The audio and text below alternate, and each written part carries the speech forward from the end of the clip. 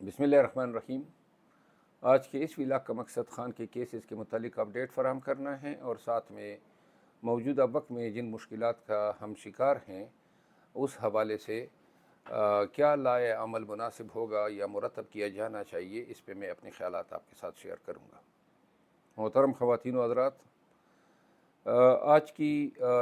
चंद developments में से पहली डेवलपमेंट जो है वो साइफ़र केस में चेयरमैन इमरान खान और वाइस चेयरमैन शाह महमूद कुरैशी साहब के अडियाला जेल में ट्रायल कोर्ट के जज अबुल असनाद जुल करनैन साहब ने जेल जाकर समाअत की और अब आगाह रहें कि इससे कबल 2 अक्टूबर को चालान वसूल होने के बाद फाजिल जज साहब ने जो हैं 2 दिन के बाद की पेशी रखी और साथ में एक ख़त लिख दिया कि अगर सिक्योरिटी इकदामात मुनासिब नहीं है तो हुकूमत जेल के अंदर ट्रायल का बंदोबस्त करें। ये ख़त मौसूल होती ही सरकार ने फौरी तौर पर एक ओब्लाइजिंग नोटिफिकेशन जारी किया, जिसके तहत वज़ारत कानून ने इस लेटर का हवाला देते हुए खान साहब के ट्रायल अडियाला जेल में करने के हवाले से एनओसी जारी की। इस पे पहले ही मैं एक रिट दायर कर चुका हूँ कि खान साहब के जेल में ट्रायल जो हैं वो कानून से मुतसादम हैं, मनाफी हैं, फेयर ट्रायल से मनाफी हैं, ड्यू प्रोसेस ऑफ लॉ से मनाफी हैं, और वो रिट जो हैं इस पे फ़रीक़ैन की बात समाअत हो चुकी हैं और लगभग 25 अयाम से फ़ैसला महफूज है। इस फ़ैसला महफूज होने के नतीजे में 2 दफ़ा जो हैं अबुल असनाद जुल करनैन साहब अटक जेल भी जा चुके हैं और अदालत के नोटिस में था कोई जस्टिफिकेशन नहीं है कानून के तहत कि खान साहब के ट्रायल जो हैं वो जेल में कराए जाए, क्योंकि जेल में ट्रायल कराने के हवाले से ये इख्तियार सूबाई या वफाकी हुकूमत का होता है और ये सेक्शन 9 ज़ब्त फ़ौजदारी के तहत 352 ज़ब्त फ़ौजदारी के साथ मिल के अगर पढ़ा जाए तो बाज़ औक़ात ये इख्तियार एक्सरसाइज किया जाता है। इस केस में फ़िलवक्त किसी गवर्नमेंट ने कोई नोटिफिकेशन जारी नहीं किया है और वज़ारत कानून ने जो नोटिफिकेशन जारी किया है वो एनओसी की मिसाल है कि हमें कोई इतराज़ नहीं है। उनकी इतराज़ न होने की वजह से जज साहब ने अपने तय फ़ैसला कर लिया कि मैंने अडियाला जेल में जाके ये ट्रायल करने हैं। जज साहब के इस इक़दाम को चूँकि ऑलरेडी अदालत आलिया इस्लामाबाद में ज़ेर समाअत हैं या सब जुडिस हैं, चूँकि जजमेंट अभी तक रिज़र्व हैं, तो लिहाजा ये कार्रवाई आज जेल में नहीं होनी चाहिए। जुडिशल प्रोप्राइटी का ये तकाजा है कि अगर एक फेल जो है इम्प्यून हो चुका है सुपीरियर जुडिशल फोरम पे, तो उस के डिसीशन आने तक उस फेल के इर्तिकाब से जो है अपने आप को रोका जाए। बहरहाल जिस तरह हमें तजर्बा हुआ है तोशाखाना केस में कि सूरत के साथ तेज़ी और चाबकदस्ती के साथ उस केस को मंतकी अंजाम तक पहुंचाया गया है, तो आज बादी नज़र में ये वाज़ेह हैं कि इस केस को भी फास्ट ट्रैक पे चलाने के लिए तैयारियां हो रही है और इस सिलसिले में जो है जज साहब ने जो है रिवायती तरीक़ों को बालाए ताक रखते हुए ख़ुद जेल में जाके इस चीज़ को मुमकिन बनाने की कोशिश की कि ट्रायल जो हैं वो एक्सपीडिशियसली शुरू हो सके। यहाँ पे मैं आपको ये बताना ज़रूरी समझता हूँ कि जिस अंदाज़ में ये ट्रायल शुरू हुए हैं या पहले हुए हैं या जो due process of law deny हो रहा है इमरान खान को, उसकी नज़ीर पाकिस्तान की जुडिशल हिस्ट्री में नहीं मिलती है और हम मुसलसल ये चीख रहे हैं कि इस्लामाबाद में हमें इंसाफ नहीं मिल रहा है। बहरहाल इस हवाले से मैंने एक दरख्वास्त जो है कल रात जब ये नोटिफिकेशन लॉ मिनिस्ट्री का आया तो मैंने आज सुबह दायर की और कल बना के और आज सुबह दायर की और जिस पे समाअत early in the morning chief justice साहब की अदालत में मुतवक्के हैं। उस दरख्वास्त में मैंने गुजारिश की है कि या तो जेल के ट्रायल जो हैं वो स्टे किए जाए या फिर जो महफूज फ़ैसला हैं वो प्रोनाउंस किया जाए। दोनों सूरतों में जो है हमें आगे जाने का रास्ता मिलेगा अगर आर्डर जो हैं हमारे ख़िलाफ़ होता है। یہاں پہ واضح کر دوں کہ آج چیف جسٹس صاحب اسلام آباد ہائی کورٹ نے اپنے حکم نامے میں سائفر کیس کی ان کیمرہ سماعت کی جو پلی تھی اس کو رد کیا ہے، اور یہی فعل کا اعادہ ہوا ہے ٹرائل کورٹ میں۔ دوسری بات جو ہے کہ خان صاحب جو ہیں اس کی بیلیں جو ریجیکٹ ہوئی تھی اس بنیاد پہ کہ وہ عدالت میں قبل از گرفتاری ضمانت کے وقت ان عدالتوں میں پیش نہیں ہوا تھا جن میں سیشن کورٹس تھی، جن میں نیب کی عدالت تھی اور جن میں اے ٹی سی کی عدالت تھی۔ انہوں نے خان کی ضمانتیں خارج کی تھی کیونکہ خان اس وقت اٹک جیل میں تھا، اور جج صاحبان کا یہ مطالبہ تھا کہ چونکہ وہ پیش نہیں ہوئے، اپنے تئیں وہ پیش نہیں ہو سکتے تھے اور جج صاحبان نے ان کو بلایا نہیں تھا، تو لہٰذا ایک ناکردہ گناہ کی سزا دیتے ہوئے خان صاحب کی ضمانتیں انہوں نے خارج کی، جس کو ہم نے کرمنل ریویژن میں چیلنج کیا، اور اسلام آباد ہائی کورٹ نے یہ ایک اچھا فیصلہ دیا ہے کہ انہوں نے خان صاحب کی ان ضمانتوں کو بحال کر دیا ہے، اور اب ان کیسز میں خان صاحب کی گرفتاری نہیں ہو سکتی ہے۔ لیکن تاحال نیب کے 2 کیسز توشہ خانہ اور القادر یونیورسٹی ٹرسٹ کیس میں ہم کل گئے ہیں، اور جب تک اس میں کوئی انٹرم ریلیف نہیں ملتا ہے تو سائفر کیس میں ضمانت ہونے کی صورت میں بھی حکام جو ہیں خان کو ان 2 کیسز میں سے کسی ایک میں گرفتار کر سکتے ہیں۔ خواتین و حضرات، خان کی عدت کے حوالے سے جو کیس تھا، اس کیس پہ جو ہے گزشتہ روز سماعت ہوئی، میں نے دلائل دیے، اور اب فاضل جج صاحب نے غاصے کے جو وکیل صاحب ہیں رضوان آبائی صاحب، ان کی استدعا پہ مقدمہ جو ہے اگلے ہفتے کے لیے ملتوی کر دیا ہے۔ ہم 2-3 کیسز میں عنقریب سپریم کورٹ آف پاکستان سے رجوع کر رہے ہیں، جس میں ایک کیس جو ہیں ملک بھر میں جو رول آف لا کے منافی اقدامات ہو رہے ہیں، پاکستان تحریک انصاف کے ورکر کی پکڑ دکڑ اور بار بار پکڑا جانا اور عدالتوں کے احکامات کو نہ ماننا، اس پہ ہم اوریجنل جورسڈکشن انووک کر رہے ہیں سپریم کورٹ آف پاکستان کی۔ ساتھ میں یہاں پہ یہ بھی میں بتاتا چلوں کہ جو میرے اپنے کچھ معاملات تھے، میں نے خان صاحب سے گزشتہ ملاقات میں اجازت لی تھی کہ میں ایک ہفتے کے لیے لندن جانا چاہتا ہوں، جس پہ انہوں نے مجھے اجازت دی ہے، لیکن اس دوران ایف آئی آر ہو گیا۔ اس ایف آئی آر کی کارروائی آج تھی، جو کہ اب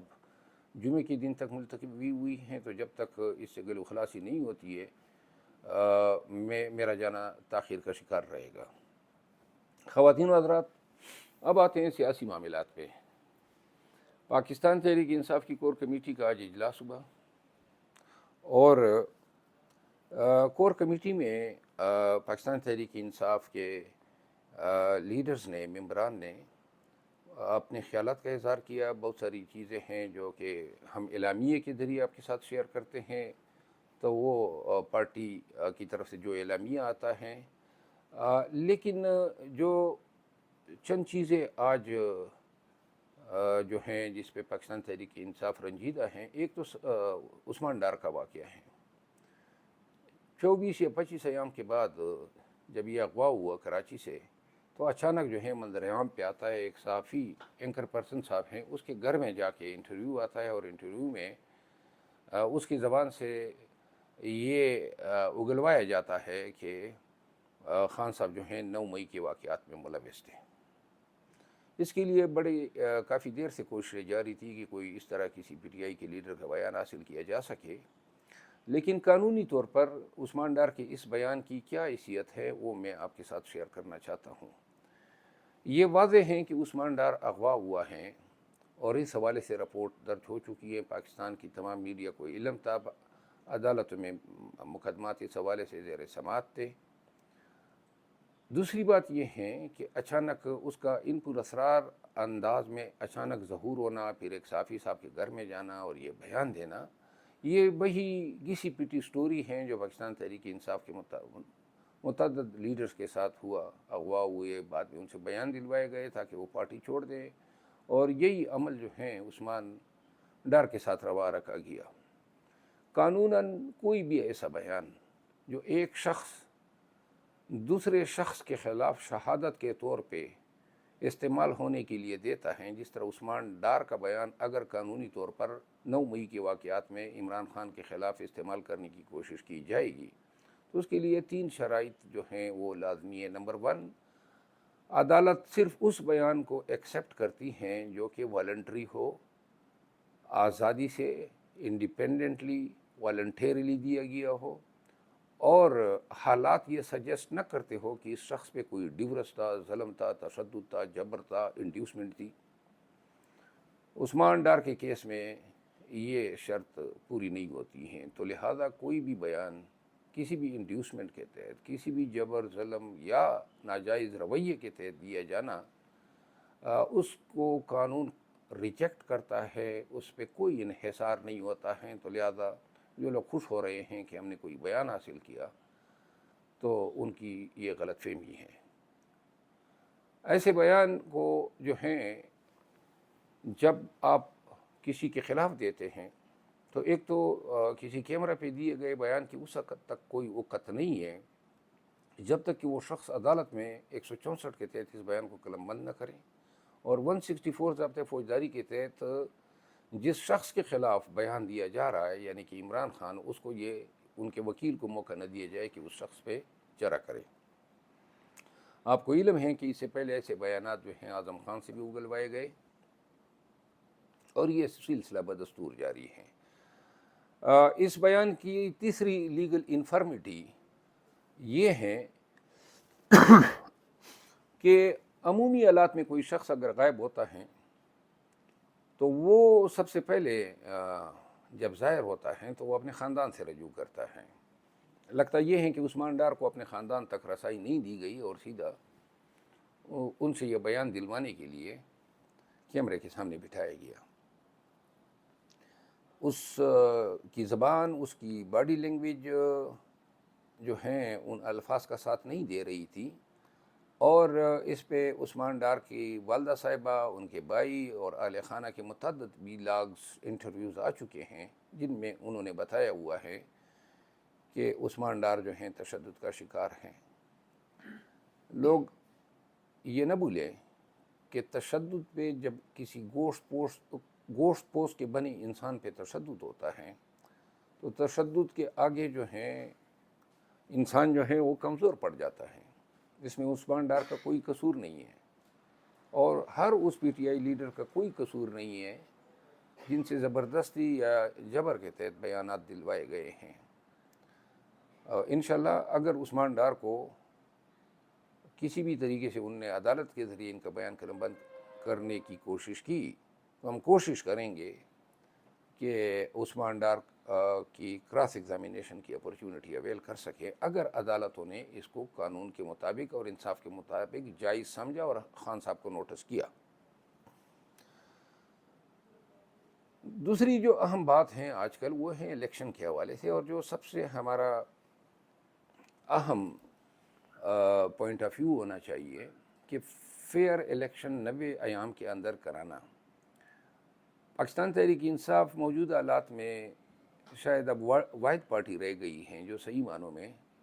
حقیقی طور پہ 90 ایام کے اندر الیکشن چاہتی ہے. بہت ساری پارٹیاں جو ہیں وہ اب یو ٹرن لے رہی ہیں. جمعیت علماء اسلام کے لیڈر مولانا فضل الرحمان صاحب کا بیان آ چکا ہے، وہ کہتے ہیں برف پڑتی ہے جنوری میں. اسی طرح پاکستان پیپل پارٹی جو ابتدا میں بڑے جوش و خروش سے 90 دن کے لیے مطالبہ کر رہی تھی، وہ بھی لگتا یہ ہیں کہ اپنے موقف سے جو ہیں وہ پھر چکے ہیں. پاکستان تحریک انصاف جو ہیں وہ اس پہ الزام ہیں بہت سارے لغو اور بے بنیاد الزامات ہیں، اور ان الزامات کے تحت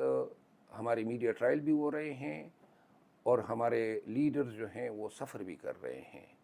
باوجود اس کے کہ پورے ملک میں ہمارے ساتھ انتہائی ناروا رویہ اپنا رکھا گیا ہے، ہمیں ہی مورد الزام ٹھہرایا جا رہا ہے اور ہم پہ ہمیں ڈیفنس پہ رکھا گیا ہے. ہمارے ورکرز کو پاکستان تحریک انصاف کا جھنڈا لے کر باہر نکلنے کی اجازت نہیں ہے. پاکستان تحریک انصاف کے ورکر کنونشن نہیں کر سکتے ہیں. پاکستان تحریک انصاف کے ورکر کوئی بھی بنیادی حقوق استعمال نہیں کر سکتے ہیں. اس حوالے سے ایک landmark judgment Peshawar high court کی آئی ہیں جنہوں نے حکام کو یہ ہدایت دی ہے کہ آئندہ پاکستان تحریک انصاف کے کے پی میں خیبر پختونخوا صوبے میں کسی کنونشن یا الیکشن کیمپین کی مہم کو سبوٹاج نہیں کیا جائے گا. یہ ایک بڑی ایک لینڈ مارک ججمنٹ ہے اور اس کے بڑے اچھے اثرات مرتب ہوں گے جمہوریت کے لیے, سیاست کے لیے, رول آف لا کے لیے. اور ہم انشاءاللہ اس ججمنٹ کا بھرپور فائدہ اٹھانے کی کوشش کریں گے, کیونکہ اب جو ہیں کوئی جواز نہیں ہے وہ کام کے ساتھ کہ وہ غیر قانونی طور پر ہمارے فنکشنز پروگرام میں انٹرفیئر کر سکے, اور اگر کوئی کریں گے تو ہم قانونی کارروائی کریں گے. خان صاحب کی رہائی جو ہیں اس پہ بڑی بحث چل رہی ہے کہ کب ان کی رہائی متوقع ہیں. سائفر کیس میں آنے والے سوموار کو جو ہیں سماعت ہیں, اور اگر خان کی سائفر کیس میں ضمانت ہو جاتی ہیں تو جس طرح میں نے عرض کیا کہ ابھی بھی 2 نیب کے کیسز میں خان کی گرفتاری ممکن ہے. اسی طرح 7 کیسز ہیں لاہور میں ATC میں جن پہ ابھی تک کوئی انٹرم ریلیف ہمیں نہیں ملا ہے, اس میں بھی خان صاحب کی گرفتاری ہو سکتی ہیں. تو لہٰذا جب تک یہ 2 اور 7 9 کیسز جو ہیں ان حوالے سے وہی ٹریٹمنٹ نہ دی جائے جو بقایا بیل کے میٹر ریویژن ایکسیپٹ کر کے عدالت عالیہ نے دی ہے, تب تک جو ہے ہم سیفلی کوئی بات نہیں کر سکتے ہیں کہ خان صاحب کی رہائی کب متوقع ہیں. البتہ ایک چیز میں واضح کر دوں کہ خان صاحب کی اٹک جیل سے اڈیالہ جیل منتقلی کے لیے میں نے ایک ریٹ دائر کی تھی خان صاحب کی طرف سے, اور اس ریٹ کو الاؤ کرتے ہوئے اسلام آباد ہائی کورٹ کے چیف جسٹس صاحب نے جو ہیں خان کو اڈیالہ جیل منتقلی کا حکم دیا تھا. اس ریٹ میں ہم نے کچھ اور بھی گزارشات کی تھی, جیسے وکلاء کے لیے شیڈول بنانا, اہل خانہ کے لیے, بہنوں کے لیے, ان کے طبی معالجین کے لیے, اور ان کے پولیٹیکل ایڈز کے لیے. وہ جو ججمنٹ ہیں وہ ان ایشوز پہ خاموش ہے. تو لہٰذا اس حوالے سے انٹرا کورٹ اپیل جو ہیں ہم کل دائر کر رہے ہیں, اور جو 2 اور جج صاحبان کے پاس جائے گی ڈویژن بینچ, اور وہ پھر فیصلہ کریں گے, اور انشاءاللہ اس کیس میں ہمیں انصاف کی کبھی امید ہے. میں شاید اگر یہ حالات ٹھیک رہے اور مجھے کسی نے روکا نہیں, کیونکہ میں نے اس حوالے سے ہائی کورٹ میں ایک ریٹ کی ہے کہ اگر FIA مجھے امیگریشن کاؤنٹر پہ روکتی نہیں ہے تو میں انشاءاللہ اگلے ہفتے منگل یا پیر کے دن جو ہیں, پیر کو چونکہ خان کے کیس کی سماعت ہیں وہ سن کے اس کے بعد جو ہیں میرا ارادہ ہے. لیکن اگر خان صاحب کے کیسز کے آلات میں میری موجودگی جو ہیں پاکستان میں درکار ہوئی تو شاید یہ اس ٹرپ کو جو ہے مجھے پھر موقوف کرنا پڑے گا. لیکن فی الوقت اس کا سارا دار و مدار جو ہے منڈے کے ڈیولپمنٹ پہ ہیں. قوم سے دعاؤں کی استدعا ہیں کہ خان صاحب جو ہیں وہ